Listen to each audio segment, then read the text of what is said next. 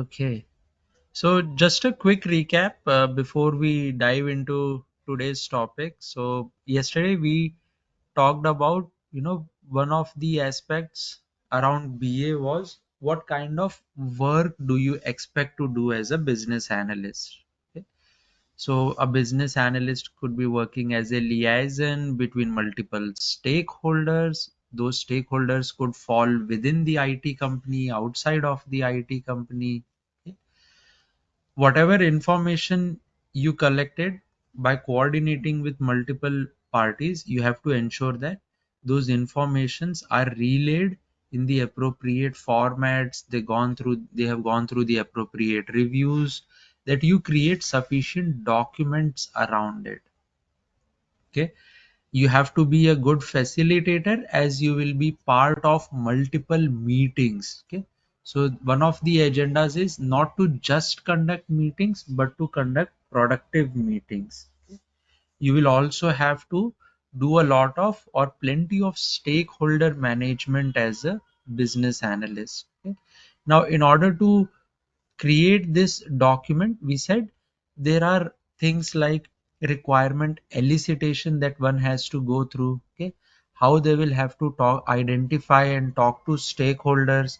Then once you have identified those stakeholders, what kind of requirement elicitation techniques will you choose to then move forward to identify requirements? After that, what will be the requirement prioritization activity, requirement modeling activity? Okay, what kind of flow chart diagrams you will have to prepare? How will you write user stories? How will you write epics? How will this entire prioritization and estimation of user story will take place? Then how do you give the demo or the review of the work that has been completed so far to the stakeholders? Okay. Now, once you have done with all this wide variety of work, you would see that a BA is practically involved in almost every stage of work of software development. Okay, whether you talk about planning for the software development work, whether you talk about requirement gathering and analysis, whether you talk about coding. Okay? Though BA is not doing coding, but they are passing information to developers as well. Okay? So how you pass information, in what format you pass information, and before that, how will you yourself gather information from stakeholders? Okay? That is what is the main objective for the business analyst is.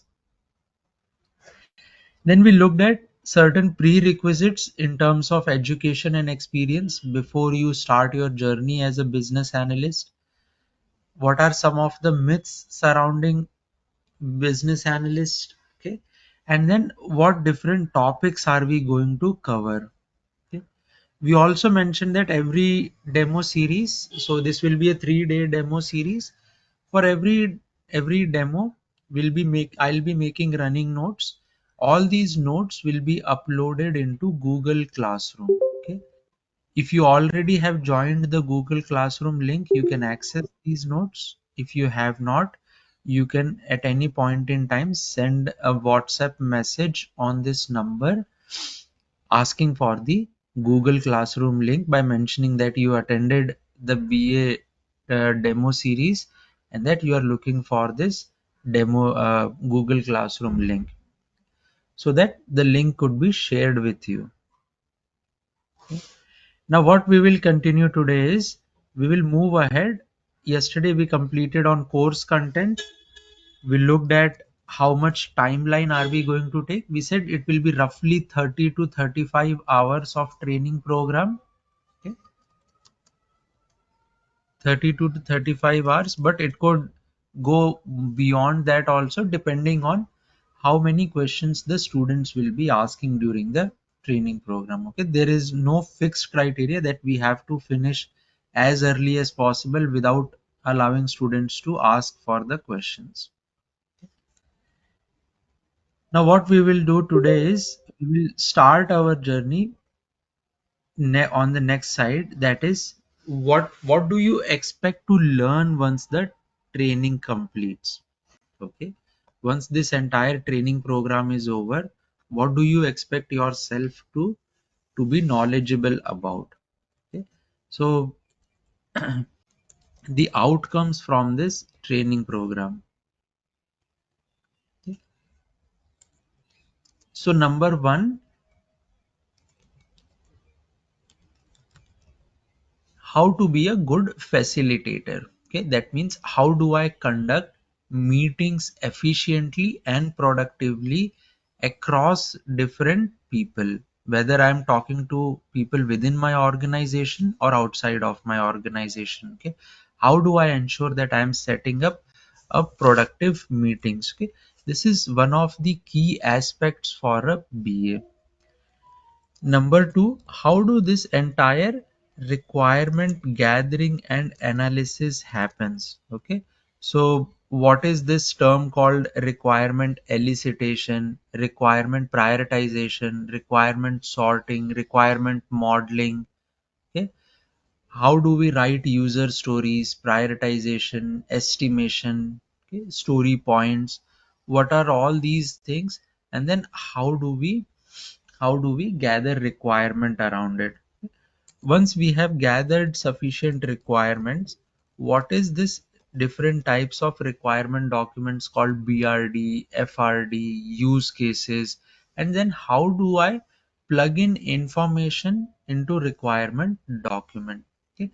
So at the end of this training program, you should feel more confident about setting up meetings, being a good facilitator, okay, actively participating in requirement gathering and analysis, creating requirement documents, okay, and also along with all these activities, manage stakeholders. Okay, these broadly are the four category areas where you have to improve upon your knowledge. Then all the other things like BRD, FRD, use cases, they will all fall under requirement documentation. Preparing RACI matrix or highlighting a strength and weaknesses of every stakeholders, or how do we talk to stakeholders, will fall into the category of manage stakeholders. Requirement gathering and analysis will cover your aspects like requirement elicitation, different categories of requirement like functional, non-functional or technical requirements, okay? Requirement prioritization, requirement modeling, user stories, all those will fall in place in this category. Okay. So there will be broadly four categories. There could be multiple items lying within those four categories that we expect to gain from this training program. Okay. Once you have knowledge about these training programs, like I mentioned yesterday, it will put you in the experience bracket of 3 to 5 years. Okay. So one caveat will be, depending on your last date of education. Suppose if you graduated or post graduated in 2022, then obviously you will not say I have 5 years of experience. You have only 2 years of experience. Okay, so you'll have to adjust or tweak accordingly. Okay? But this training program, it will prepare you well for all these outcomes. Along with this, we will also give you templates. Okay, templates on how to create require templates on different types of requirement documents, so that you don't have to memorize everything in one day. You can go through these templates to learn more and more about each type of requirement document or risk register or RACI matrix.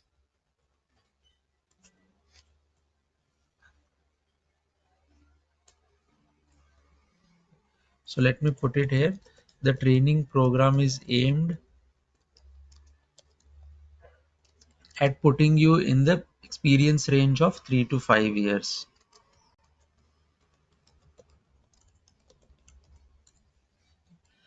Now, this all looks good maybe on paper, but uh, how are you going to prepare us? Suppose I have never worked as BA. Okay, so it's okay to go through a training program or a boot camp, understand from scratch what exactly happens in the IT industry, Plus, on top of what happens in IT industry, you also get to learn about what a BA will do. Okay?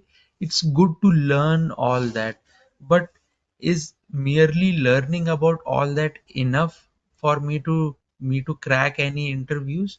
So that's where we have one full week at the end of our course dedicated for preparation activities. Okay. So what do I mean by preparation activities is we will have one topic on resume preparation. That is, what are some of the keywords that you should be highlighting in your resume when you want to apply for jobs related to business analyst. Okay. Along with this, what are some of the statements or objectives that you should be putting? Also, how can you create some resumes for yourself? Again, in this also we will go through the keywords and all those aspects, plus we will share you some template also, so that you can use it for reference while creating your own resume. Now, resume is the first part to applying for any job, because normally any company will first ask for resume only. The second part is your interview. Okay. So after our resume is done, okay, we ask all the students to prepare resume and then send it for review. We will give you a template, you prepare your resume and then send it for review. If there are any changes, any modifications to be done, I will let you know. Okay, once your resume looks good, you start applying for jobs. Once you apply for jobs, what will happen? If your resume is shortlisted, you will get a call for interview. Now, how do we prepare for interview? So that's where our next preparation activity comes in. Okay. So we will go through some of the frequently asked questions in the interview. Okay. And then how should you be responding to those questions? So we will prepare you for that as well, so that if mostly 70 to 90% questions will come through these FAQs only, so that you can prepare well for the interviews. You will have some confidence point that I have gone through the training program. I have learned, I have a comprehensive knowledge about what these topics are, what these contents are. On top of that, I have also gone through the interview part, preparing myself for what could be the frequently asked questions during the interview, and then how should I be responding to those questions. Okay. Now, generally, we will not restrict to only the questions I will say. Sometimes, as a student, even you will be having your own questions, or maybe you would have seen some questions on LinkedIn or Naukri.com or any portal anywhere, or maybe your friends would have told you some questions. Okay, and you want answers to those questions as well. So even those could be discussed during the preparation activities part. Okay. So this will again take approximately 1 week, because not everything will be covered in one day. So there will be one separate week dedicated for preparation activities, to go through resume part, to go through the interview questions covering both that I have prepared, plus any interview questions that you have come across and that you want a resolution on. Okay. Now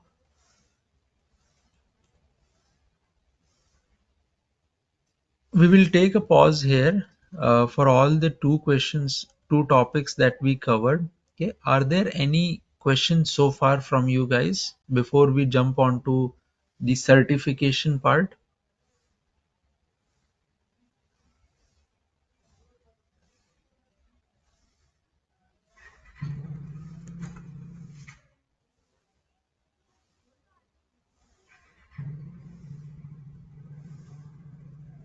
Okay. I'll take the silence as no questions. We will move on to the certifications part.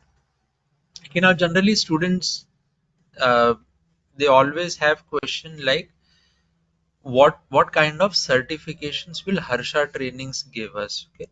So once you go through the entire training program and you complete complete all the assignments, you will get a course completion certificate. Okay? That means you attended this training program at the institute and you have completed all the requirements of the course. Okay? That is what you will get from us.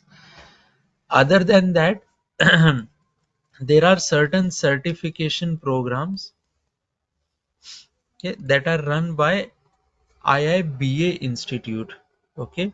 Now IIBA, similar to how different certifications are there for different skill sets like Scrum Master, and for developers there could be different certifications related to the technology they are working on, like Java, Python, DB2, Oracle.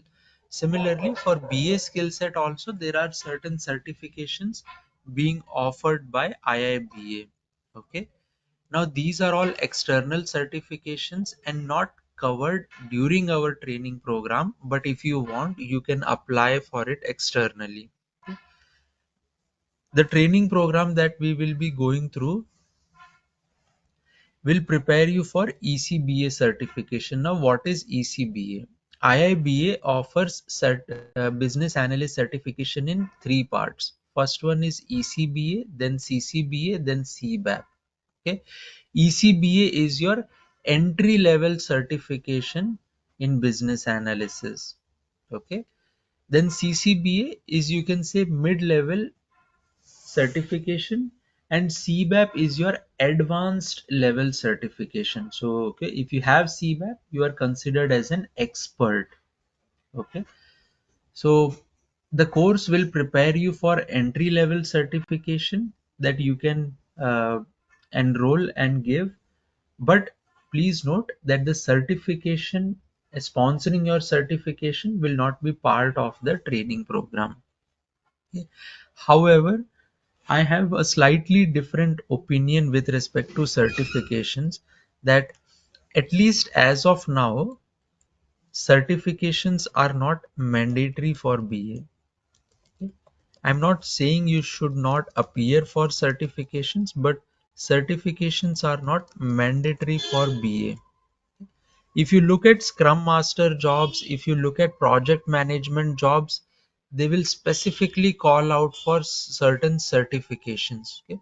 However, the good thing with technical roles like BA developers is that the certifications are usually not mandated for applying for any jobs. So what I generally request all students is, keep these certifications in mind, but don't aim for going through the certifications before you apply for a job, unless the job has mandated that you must have certification in order to apply for it. Okay? Otherwise, you apply for your jobs, get into your job, start doing the work of a business analyst, and then ask your organization to sponsor your certification. Okay, so you can request for the organization to go over the certification path for you, I mean sponsor the certification journey for you. That way you will have, one, you don't have to spend your money on doing any certification, the organization can do it for you. Second, you will have better exposure in organization before you apply for any certifications. Okay, certifications usually come with higher expectations, that if you have a certificate, that means you should have a very sound working knowledge.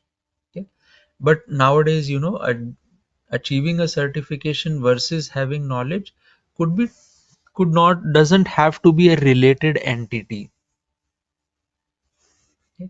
So certifications for me, because a lot of jobs are not mandating having certifications, so try to refrain from appearing for any certification exams upfront. Okay. You can at any point in time give certification, but from my if you heed my advice, it will be more advisable that you wait to join any organization, work there for 5 to 6 months, then ask the organization to sponsor your certification journey. That way you will have better exposure as a BA for the first 5 to 6 months, plus you don't have to pay for your certification from your pocket. Even a lot of business analysts that I know of, they still don't have any certification at all, from whether it's entry level, whether it is mid level, whether it is expert level.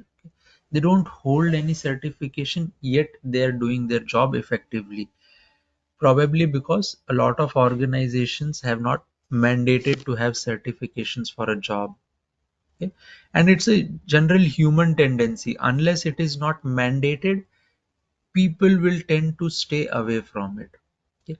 If you mandate something, maybe I'll be pushed towards it and I'll do it. If you don't mandate it, I'll skip it. Okay? There will be few exceptions, people who will, irrespective of whether something is mandated or not, they will definitely go for it. So if you are one of the persons who doesn't care if certifications are mandatory or not, I will go for it, then definitely do it. But if you are someone who looks for something mandatory only to be pushed towards it, then wait for your organization to sponsor your certification journey.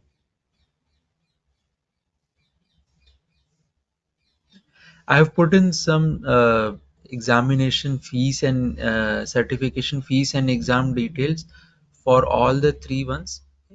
The only thing is, for CCBA and CBAP, you have to you require two referrals. Okay, so ECBA you can enroll directly without any referrals. For CCBA and CBAP you require minimum of two referrals from an existing CBAP certificate holder who can confirm or vouch for you that you do hold necessary experience before you appear for the certification exams. Okay, so ECBA you can enroll directly, but for the other two, CCBA and CBAP, you have to have a referral from someone who already holds these certificates.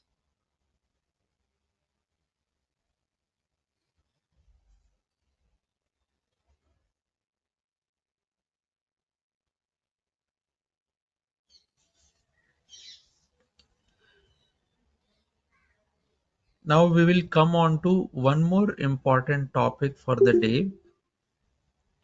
Okay, why business analyst? Okay, so before you choose any career path, I mean, forget about business analyst. Before you choose any career path, there are certain driving factors for deciding any career path. Okay? One of the deciding factor is, okay, let me put the first one, that is interest. Okay? That what interests you. Okay, what excites you. Okay, so maybe that will help you decide your career path or trajectory. But if interest is not your cup of tea, if you are doing work just for the sake of running your bills or managing your bills, then the job has to be lucrative. Okay, how will you decide whether a job is lucrative or not? So there has to be monetary growth in the job. Okay, along with monetary growth there has to be professional growth as well. There's no point in simply doing the same work over and over again. Okay? If I have to do the same work year after year after year, imagine how the life will be. Even though money wise you might be paid well, but at one point in time it will become boring as well. Okay? So what will help us decide any career is, either we should have interest in it, or it should be lucrative in terms of monetary growth, professional growth and monetary growth. If it has all the necessary ingredients, then why not go for it? Okay, so BA business analyst offers such insight. Okay, if you are interested in talking to your stakeholders or clients, okay, if you love interacting with variety of people, if you love following what they do, if you love to learn from others as well, then business analyst could be your go-to work. Okay, you will have plenty of people to work around from diverse backgrounds. You will be talking to technical coders, you will be talking to testers, you will be talking to business stakeholders who are only worried about growing their businesses. So when you talk to business stakeholders, you will learn about different aspects of or minute details of businesses, that what can really help grow the business plus what could destroy the business. Okay, how the business is currently functioning, and whatever software we are going to build, that software must complement the business. Okay, the software must not go away completely from the business. Okay? So if you understand the business, you can build a more relatable software. If you don't understand business, what software are we going to build then? So as a BA, that's a very intriguing part. When you talk to stakeholders, you learn more about the business aspects. When you talk to your development team, you learn more about the technical aspects of implementing those businesses into a software. When you talk to your quality analyst or tester, you talk about different checks that needs to be put in place to ensure that softwares meet the quality standards. Okay. On top of this, you talk to your customer support or operations team as well on what software you have built, how you have built. Okay, what are the key points that must be taken into consideration. So if you are someone who likes to interact with people, who wants to manage multiple stakeholders, relay information, ensure that all the necessary pieces are connected. In IT we have lot of moving pieces. Okay, BA is one such person who is trying to connect all the moving pieces together. So if you love that, if your interest is that, business analyst could be the right career choice for you. But in case if you don't have interest, then what? So BA or business analyst offers good amount of both professional and monetary growth, whether whichever part of the world you are into. Okay, you may be starting your career as a business analyst. Eventually, you'll become a more senior BA. Then what we expect is we expect to transition into the role of then product owners. Some of the organization could have senior product owners before you transition into product managers. Okay, so BAs are more focused towards fulfilling the requirements for specific part of the application. Let's say I'm working on an e-commerce application. Within that e-commerce, maybe my focus could only be restricted to the payment gateways, how the payments are happening. Okay. Once I become a product owner, maybe I will be responsible for more than what's happening within the payment space. Maybe what happens on the cart management, discounts, okay, selecting payment methods, and then going on to payment gateways. Okay. A product manager is more responsible towards not just in focusing on one particular part of the overall application, but the entire application itself. Okay. So you don't have to have technical knowledge, technical as in coding knowledge, but you must be inquisitive to learn more about the application. Whether you are a BA, whether you are a product owner, whether you are a product manager, one thing that's common is you always look at the bigger picture. Okay, that what is this business model, and then from that business model, how is this software going to help execute some of the tasks in the businesses. Okay, you always look at the bigger picture. As a BA, even though you are focusing on bigger picture, your efforts or your work could be restricted to a sub application within application. Okay. A senior BA will be more focused towards part, again, a sub application within application, but also focusing on mentoring new BAs or new entrant BAs into the organization. A product owner is more focused towards an application. A product manager is more focused towards all the set of applications which make the bigger product. Okay. So as a business analyst, you see, though you may be starting as a BA, but you have tremendous growth opportunity from where you are starting to where you want to go. Okay. After product manager, you can definitely lean towards leadership roles as well. Okay. Now all this while you are professionally growing, the monetary growth comes hand to hand. Okay, we obviously want to choose a career that offers professional growth and monetary growth. Okay, there's no point in sticking to a career where you have to repeat the same work year after year after year. Okay, maybe you will love your job for first 5 10 years, but after 10 years it kind of becomes mundane. Okay, it will be boring, and then you will be exploring other career opportunities.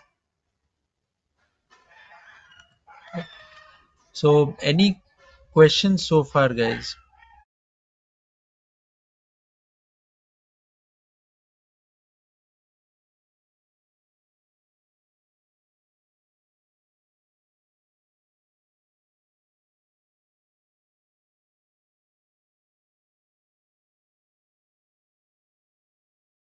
Okay, I'll take the silence as no questions, and that is end of the presentation we have.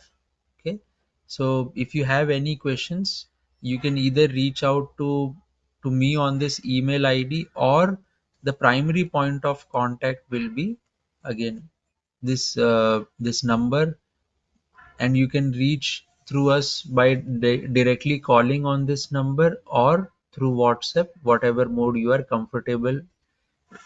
Okay. Now let's discuss one more topic around it. Okay. So we said we want to focus on what a business analyst does versus certain other roles that are available.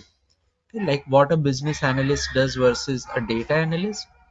Also, we want to put some focus on what a business analyst does versus Scrum Master. Okay. So in the interest of time, we will take up only one, since there was question yesterday, I think by Raj, on what a business analyst does versus Scrum Master. So we will take that up for today.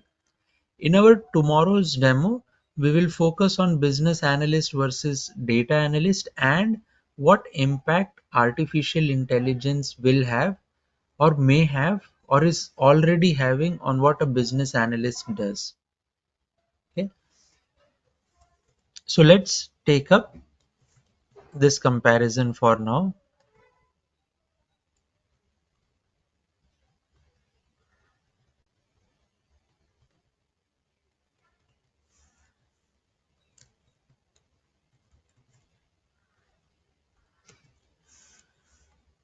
Now we right throughout our discussion yesterday and today, we talked about business analyst. Okay? So let's understand a bit about Scrum Master as well. Okay? So what exactly a Scrum Master is doing? So where a BA is, we said a BA will be responsible for managing stakeholders. A Scrum Master, or let me abbreviate it as SM. Okay, a Scrum Master is responsible for managing Scrum team. Okay, who all are members of Scrum team? Scrum team members are development team and BA or product owner. Okay, depending on different organizations will call every BA as product owner only. They may call BAs as associate product owners, or some will call them as BA only. Okay, irrespective of that, there will be a development team comprising of coders and testers plus BA. Okay. So a Scrum Master is particularly responsible for managing your Scrum team. Okay. So you are responsible for ensuring that the team is working towards the assigned tasks. Team is responsible for finishing up their assigned task. If there are any roadblocks or impediments, that you work on those roadblocks or impediments. I mean, when I say you work, you don't have to personally work as a scrum master. You have to identify ways to resolve those roadblocks or impediments. Whereas as a business analyst, I'm not responsible for managing a team. Okay, I have certain duties and responsibilities, and my duty lies with managing stakeholders to identify different requirements. Okay, so I will be talking to stakeholders to get my requirements in place, okay? Not a team. So that's the first difference. Okay. Now this leads to the second difference. A BA is a technical role in place. A Scrum Master is a completely non-technical role. Okay. Why BA is a technical role? BA forms the stepping stone for your software development. Okay. No software development can take place without requirements. Okay. Without requirements, forget about building your software. Even if you manage to build it, forget about the efficiency of the software.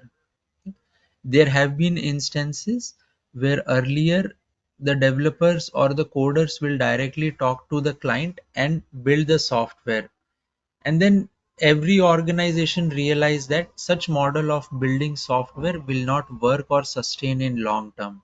Okay, because a client is talking in business terms, a developer is talking in completely coding terms, so how will two connect with each other?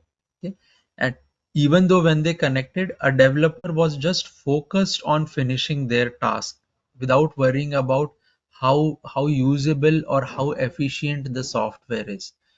They have a task in hand and they want to finish that task. Okay? And that's where BA comes into picture. That don't just treat it as a task. I will give you requirements in such a way that the outcome software will be more usable, will be more efficient in achieving my client's requirements. Okay? So that's why it's a technical role. Anyone and everyone who are forming the building blocks of the software are part of technical role, like BA, developer, tester.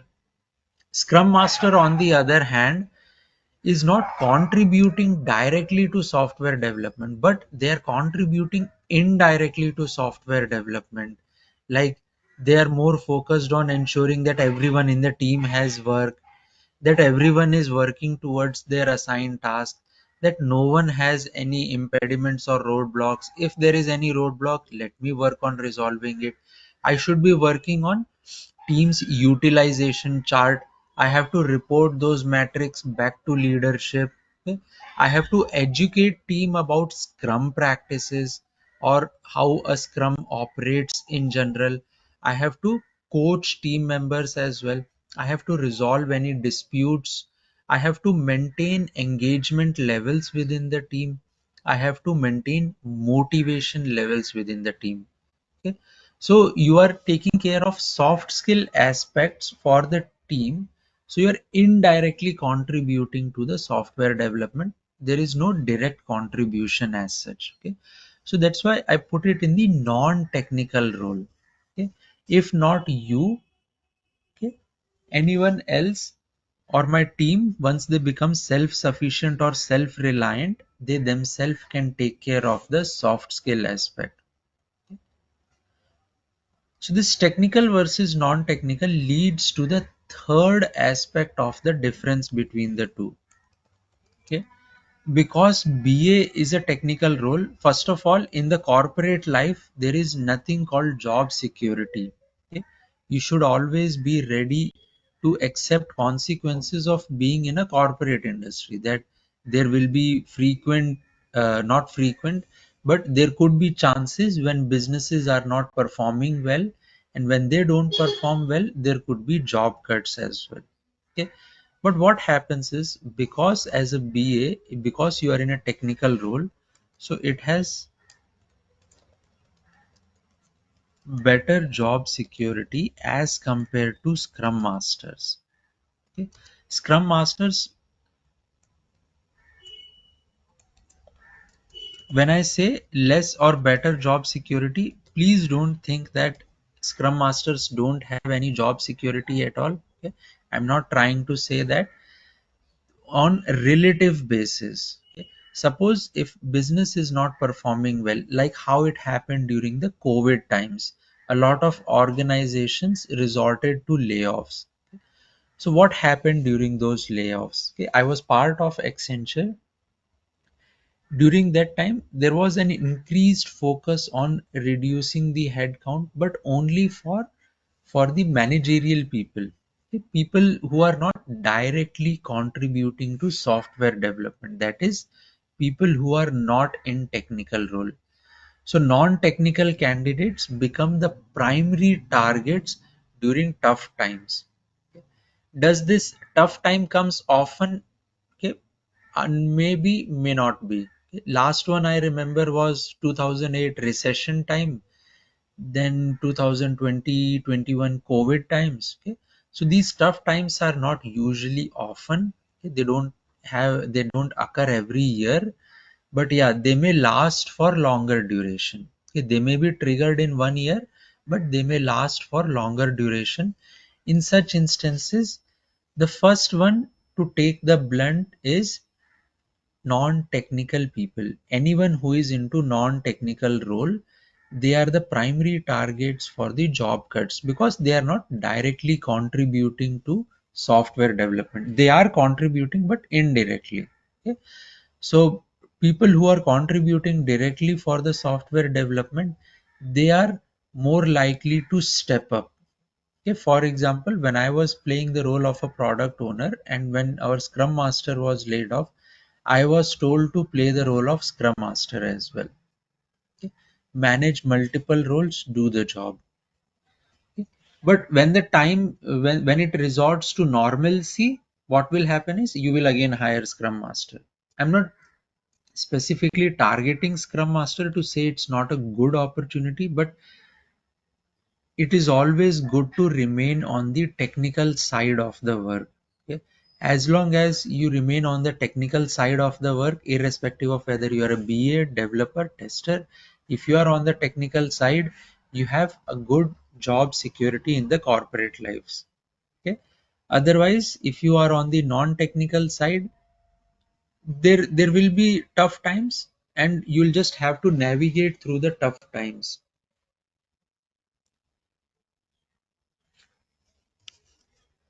Okay?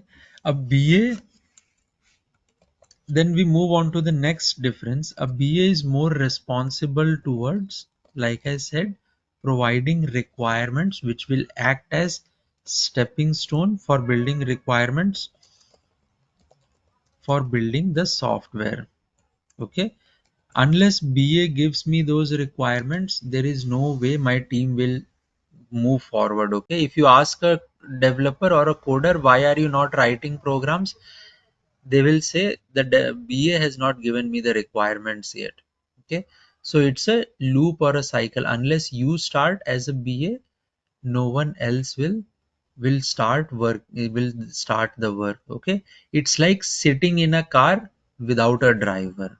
Okay, if there's a car, suppose if there's a car standing outside and I have to go from my home to office. Okay, but there is no driver in the car, so there is no point in sitting inside the car without a driver. Okay, the car will not move on its own. It will remain stationary at the same point without a driver. You have to have a driver so that car can move forward, or the driver will move the car from the source to the destination. Okay, so that's the same thing BA does. Unless you get the requirements, no one else will get going.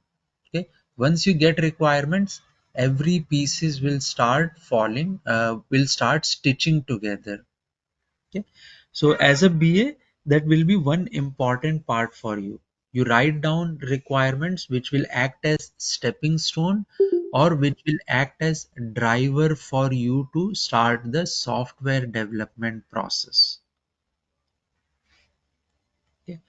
Then what you do as a scrum master is your lot of focus is on soft skills and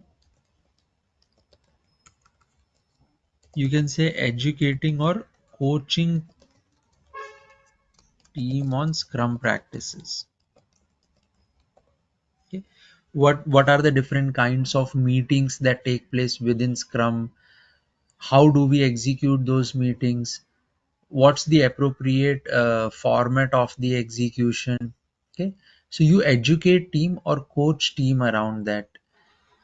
Also you are responsible for soft skills like motivating your team, engaging with your team. Okay, you are ensuring that everyone in the team is able to do their job efficiently and effectively.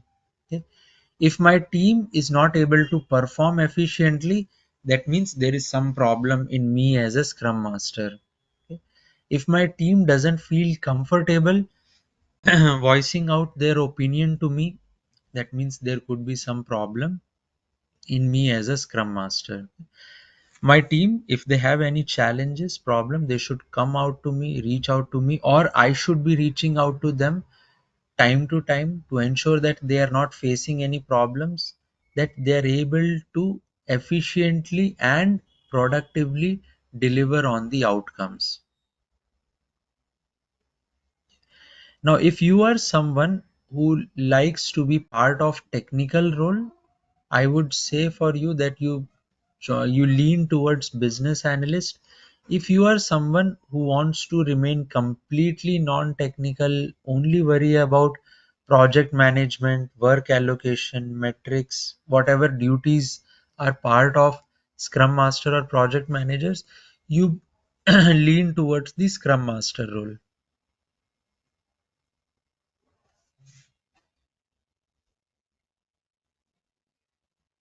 Okay. Any questions that you guys have?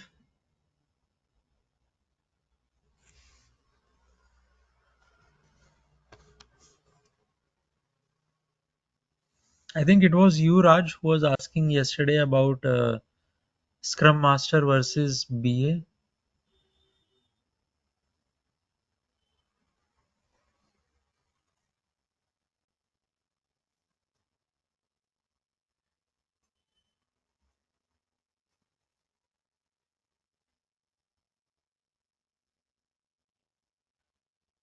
Okay. I'll take the silence as no questions, guys. We'll stop over here. Okay. We'll connect again tomorrow. Tomorrow we will be discussing on these two important points. Okay. What's the difference between a business analyst and a data analyst? What kind of duties does a data analyst perform vis-a-vis business analyst? Okay, and then we will move on to the next topic, that what artificial intelligence is getting, where is it getting, and how is it going to impact the job of a BA. Okay, and then again we will try to end this entire discussion within 50 minutes so that for the last 10 minutes we can take up any questions that you guys might have. Thank you everyone for your time. We'll connect tomorrow at 8 a.m. IST. Thank you.